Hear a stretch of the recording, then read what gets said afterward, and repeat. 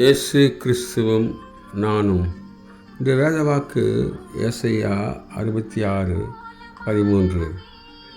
ஒருவனை அவன் தாய் தேற்றுவது போல் நான் உங்களை தேற்றுவேன். ஆண்டவர் நம்மை தேற்றுகிறவராக இருக்கின்றார். நம்முடைய தேவையை சந்திக்கிறவராக இருக்கின்றார். நம்மோடு கூட அவர் நடந்து வருகிறவராக இருக்கின்றார்.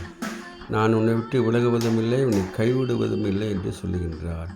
தாய் தன் பிள்ளைக்கு எந்த விதமாக ஆறுதலாக, அரவணைப்பாக, அன்பாக நடத்துகிறாரோ அந்த விதமாக, அதற்கும் மேலாக நமது ஆண்டவர் நம்மை நடத்துகிறவராக இருக்கின்றார்.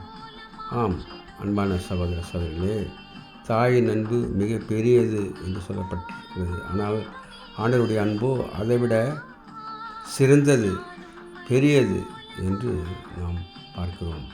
நம்முடைய சொந்த வாழ்க்கையிலே கூட ஆண்டவருடைய அன்பை நாம் ருசி பார்க்கும்போது அவர் கண்ணீரை துடைக்கின்றவராக, கவலையை போக்குகின்றவராக, தேவையை சந்திக்கின்றவராக, நம்மோடு கூட இடைவிடாமல் நடக்கிறவராக இருக்கின்றார். அதனால் நாம் அவரை போற்றி வணங்குவோம், அவருடைய பிள்ளைகளாக வாழ்வோம், வேதத்தை வாசிப்போம், அநேகருக்கு அவருடைய அன்பை சொல்லுவோம், அவருடைய பிள்ளையாக ஜீவிப்போம்.